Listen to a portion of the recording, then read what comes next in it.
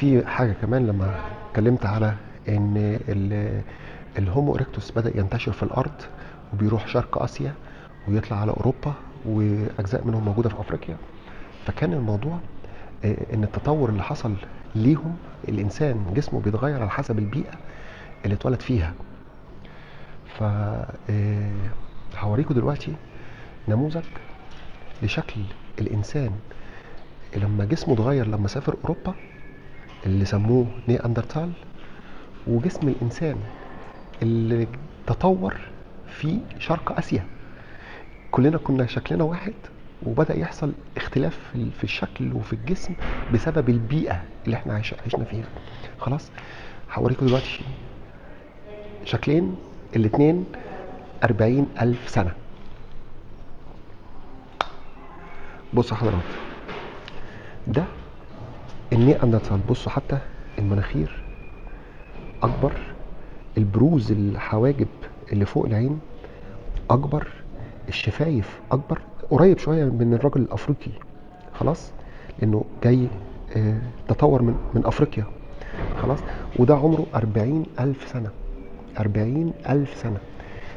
ده نفس ده، ولكن بيئته مختلف. ده الانسان يعتبر الني اندرتال او الهومو اريكتوس او الهومو زابيان اللي كان موجود في الصين او شرق اسيا.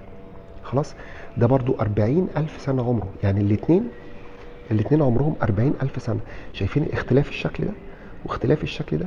الاختلاف الشكل ده جه منين؟ جه من البيئة اللي كانوا عايشين فيها. فالإنسان بصراحة اتغير شكله على مراحل كتير كتير، اتغير تماما. ودي زي ما انا قلت لك ان الانسان الهومو زابيان، الانسان الهومو زابيان كان مفكر شويه عن نياندرتال، كان ذكي شويه. فكان بيخترع ادوات الصيد تانية، حاجة تانية خالص. بصوا، دي ادوات الصيد بتاعت الانسان الهومو سابيان. بصوا، عبارة عن بيكسر الحجر. بصوا حتى عامل السهم بحيث ان هو يغرز في الحيوان ما يقدرش يطلع تاني، ما بيطلعش تاني. وده بنستخدمه لغاية النهاردة، لغاية النهاردة بنفس المنظر. ودي جمجمة بقالها 40,000 سنة هي. فلو حد قال لك ان الانسان اصله قرد، حط عينك صوابعك في عينيه. الانسان مش اصله قرد خالص خالص. خلاص، انما ممكن يكون الانسان هو والقرد طلعوا من نسل واحد. ده في راي علمي. انما الراي الثاني ان الانسان خلق تماما منفصل تماما عن القرد.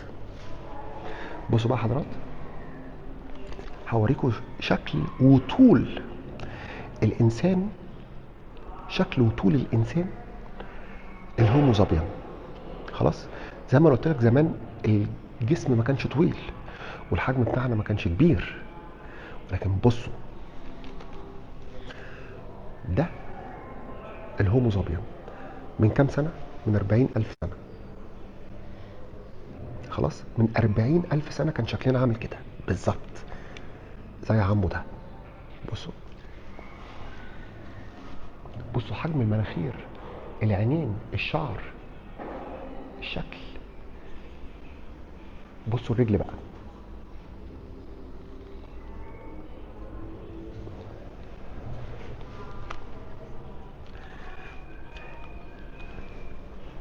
زي ما انا قلت لحضراتكم ان الرجل والجسم بيتغير حسب البيئه. شفتوا الرجل مفلطحه، زي مثلا الناس اللي شغالين في الارياف، بتلاقي حجم الرجل مختلف عن واحد متربي في مدينه كبيره او في بيئه مختلفه عن فلاحه. فالجسم بيتغير، جسم الانسان بيتغير. وطبعا زي ما انتم شايفين كان بيستخدم جلد الحيوانات بس عشان يداري اجزاء جسمه فقط لا غير. ده كلنا عارفين ان الاوروبيين بيض وشعرهم اصفر وعينيهم زرقاء. انما الموضوع ما كانش كده في الاول. الموضوع كان هجرة من افريقيا لاوروبا. آه، هجرة من افريقيا لاوروبا. الشكل اللي هوريه لكم دلوقتي هو راجل اوروبي، المفروض ان هو اوروبي. خلاص، وهومو زابيان من 40,000 سنة. بصوا كان لابس ازاي. بصوا حضرات، كان بيستغل جلد.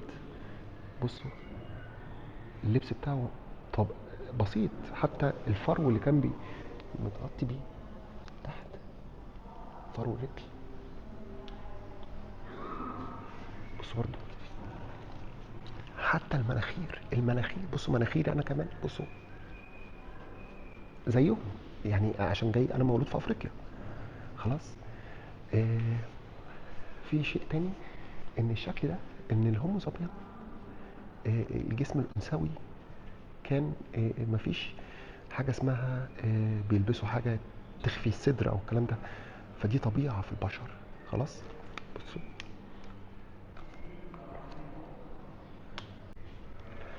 بص حضرات، انت دلوقتي بالنسبه للناس اللي كانت عايشه في شمال افريقيا، آه، جسمنا اتغير مع الوقت. من لما طلعنا من تنزانيا وكينيا واثيوبيا بدأنا نطلع للشمال، الجسم بتاعنا بدأ يطول شوية، وبدأ نكون أكثر تطور عقلانيا. تمام. هوريكم أجدادنا. بالنسبة أنا مولود في مصر، فأجداد المغاربة، وأجداد التوانسة، وأجداد الجزائريين، وأجداد المصريين. هو ده جد جد جد جد جد جد جد جد جدك. ده كان شكلنا حرفيا من 300 ألف سنة فاتت.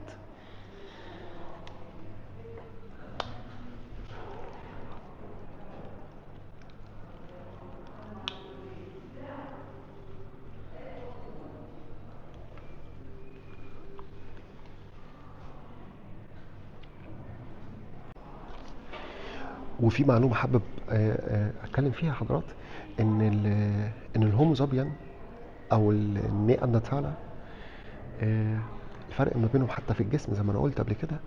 بالنسبة للمرأة، النياندرتالا صدرها كان بيبقى مرفوع لفوق، أما بالنسبة للهومو سابيان اللي هم طلعوا من أفريقيا صدرهم نازل لتحت. حتى اليوم، حتى اليوم 90% من سكان افريقيا وشمال افريقيا، سواء مصريين او عراقي او مغاربه او توانسه او كده، البنات او الستات صدرها ما بيبقاش من فوق، بيبقى صدرها نازل لتحت. وده راجع ان احنا اتطورنا من الهومو اريكتوس او الهومو سابيان اللي كانوا موجودين في افريقيا، ان احنا من زمان ما كناش بنلبس حاجات بترفع الصدر خالص. فكان دايما صدر المرأة نازل لتحت، حتى المرأة اللي لسه ما اتجوزتش بيبقى برضو صدرها نازل لتحت. ودلوقتي هوريكم عشان الناس المتشككة اللي تقول ان احنا طالعين من القرود، الموضوع دوت مش صحيح تماما. هوريك دلوقتي شكل الجماجم من 300 ألف سنة في زامبيا كان عامل ازاي.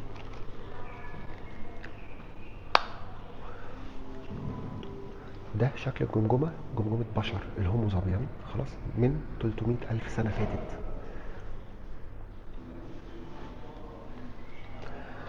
ودي شكل الجمجمة من 300 سنة فاتت، ولكن في سود افريقيا اللي هو جنوب افريقيا من 300 سنة فاتت. في سود افريقيا اللي هي جنوب افريقيا. ودي شكل الجمجمة من 430 ألف سنة، لقوها في منغوليا. بصوا. ودي شكل الجمجمة بتاعت الإنسان من 780 ألف سنة، لقوها فين؟ في الصين. بص حجم الجمجمة صغيرة خلاص، بالمقارنة بجمجمة واحد في أفريقيا في زامبيا.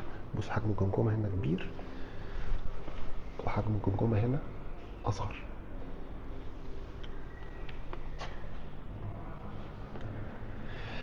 ودي حجم جمجمة الإنسان من 2 مليون سنة. بصوا، بص حجم الجمجمة بالنسبة لإيدي. شايفين؟ كل ما الفترة بتكبر توصل علينا، كل ما حجم الجمجمة بيكبر. بصوا ادي ايدي خلاص، ادي حجم صوابعي مقياسا بالجمجمة. بصوا دي 2 مليون. دي شايفين بدأت تكبر ازاي؟ 780 ألف. دي 430 ألف. دي 300 ألف. شايفين حجم الجمجمة بدأ يكبر ازاي؟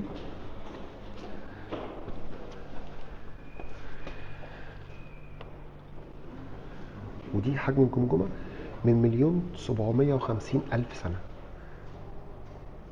شايفين الأنياب بتاعت أسناننا كانت كبيرة شوية. شايفين الأنياب؟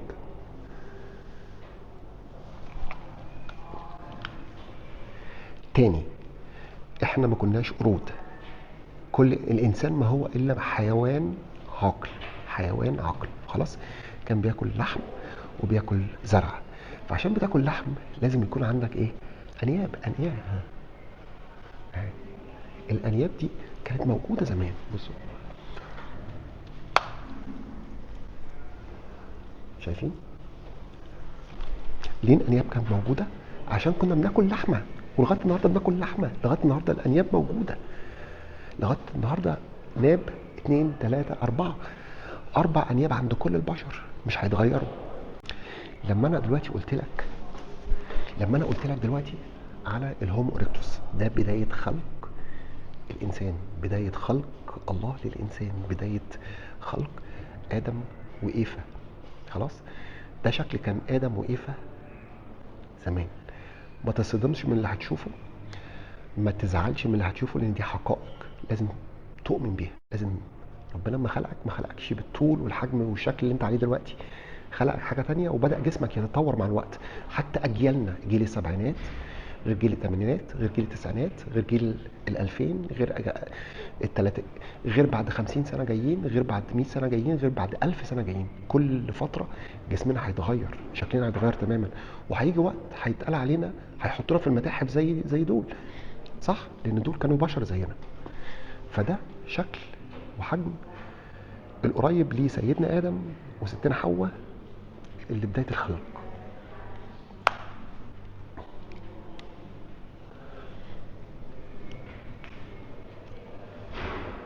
بص، ده بدايه خلق الانسان.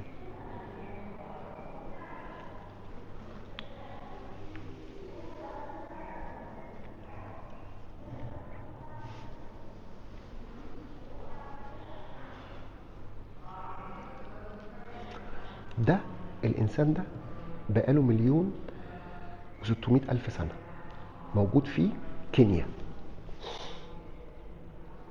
شايفين 1,600,000 سنه في كينيا. لقوه رقوه زي ما هو كده. بصوا التاني بقى اللي قبليه كان حجمه اصغر. يعني الانسان لما ربنا خلقه كان قصير جدا. بصوا، ده 1,900,000 سنه في زود افريقيا، في جنوب افريقيا. خلاص، اتفضل.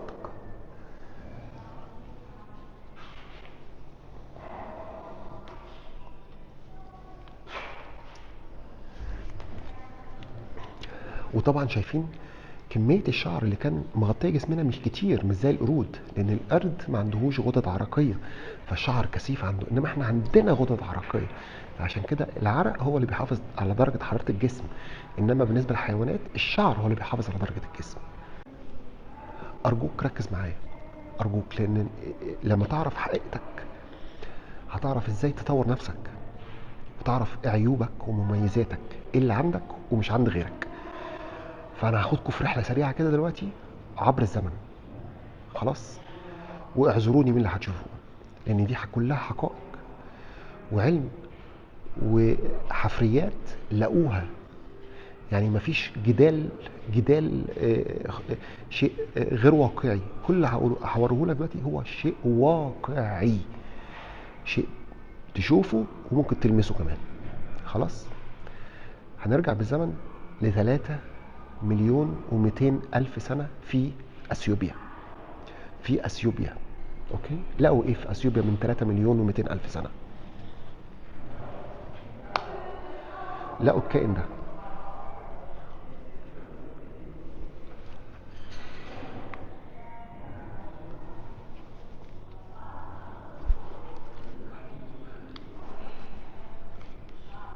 الكائن ده لقوه في اثيوبيا من 3 مليون و200 الف سنه. نطلع قدام شويه بالتاريخ، نعدي مليون سنه كده، خلاص نوصل ل 2 مليون سنه. 2 مليون، احنا اللي فات ده كان 3 مليون. شفنا حجمه صغير قد ايه، وشبهه شبه القرد حبتين. انما تحليل الكروموزومات بتاع جسمه هي كروموزومات انسان، 46 كروموزوم. طيب القرد ما عندهوش 46 كروموزوم، فاذا ده انسان، ده انسان اللي حضراتكم شايفينه ده انسان. خلاص نطلع بالزمن، نمشي بالزمن 2 مليون سنه. هوريك دلوقتي شكل الانسان من 2 مليون سنه.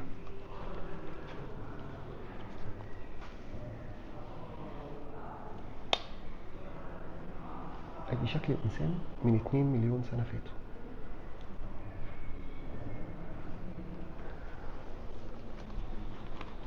ولقوه فين؟ لقوه في جنوب افريقيا.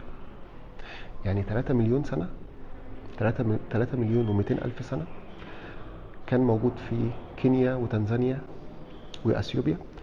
ده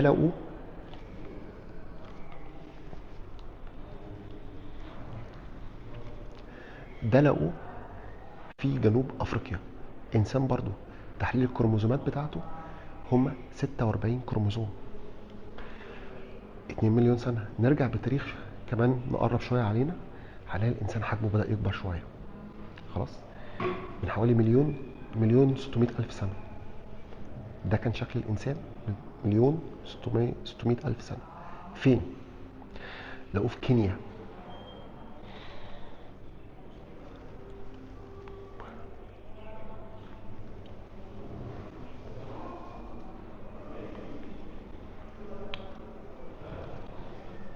لما انت تشوف دلوقتي الانسان حجمه بدا يكبر نسبيا، كان الاول صغير، وبعدين 3 مليون سنه كان صغير، متر ونص، وبعدين بدا يطول شويه، وبعدين بدا يطول شويه. خلاص. طب ايه اللي بعد كده؟ لما بدا ده كان موجود في كينيا، بدا يمشي يمشي يمشي، بدا يمشي على شمال افريقيا مع نهر النيل، بدا يمشي اتجاه الشمال مع نهر النيل. خلاص. طيب لما بدا بقى يوصل لمصر، المغرب، تونس، الجيريا، الجزائر، شكله كان عامل ازاي؟ وكان عمره كام سنه؟ فلما اقول لك هنا مليون و600 الف سنه، هنعيش مع بعض مليون سنه ونوصل للانسان اللي لقوه في المغرب. خلاص. ده شكل الانسان اللي هو انا جد جدي مصري، كل من هو شمال افريقيا ده جد جده، ده اصله.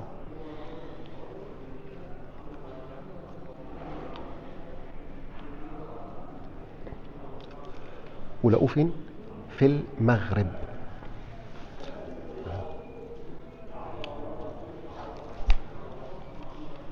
فلما يلاقوا جثه زي دي، زي الراجل ده في المغرب،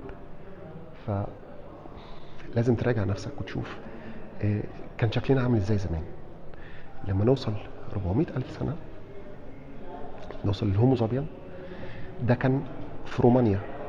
في رومانيا المفروض شعرهم ابيض، اسف، شعرهم اصفر، وعندهم شكلهم حلو وبيض ومش عارف ايه والكلام ده كله. انما الحقيقه ما كانتش كده. 400 الف سنه فاتت كان شكل الانسان لما هاجر افريقيا وطلع على اوروبا في رومانيا كان عامل ازاي.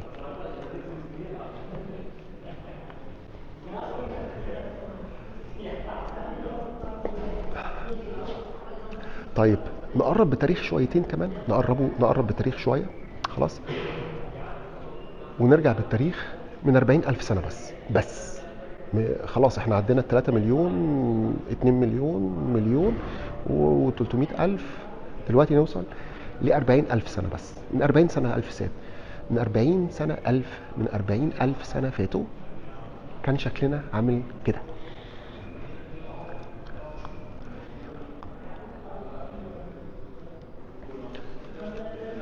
ولكن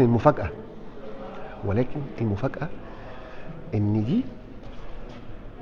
دي ما هياش جدتنا الكبيره.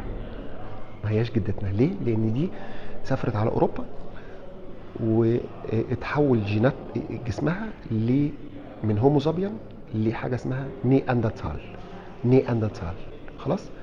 ما كانوش اذكياء بال ما كانوش بيستخدموا، ما عندهمش مهارات زي الانسان الافريقي.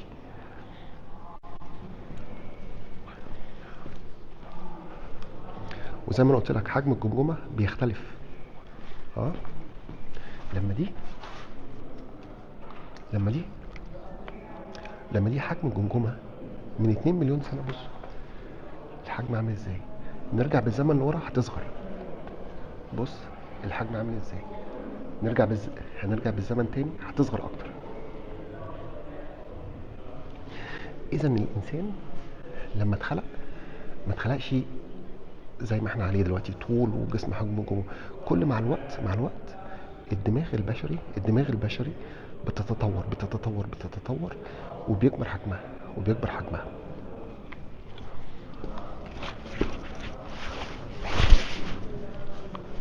زي ما انا قلت لحضراتكم ان خلق الانسان او بدايه تواجده كان في الخندق الافريقي. فين هو بقى الخندق الافريقي؟ كان موجود في كينيا، تنزانيا، واثيوبيا، على المحيط الهادي. تمام، على المحيط الهادي.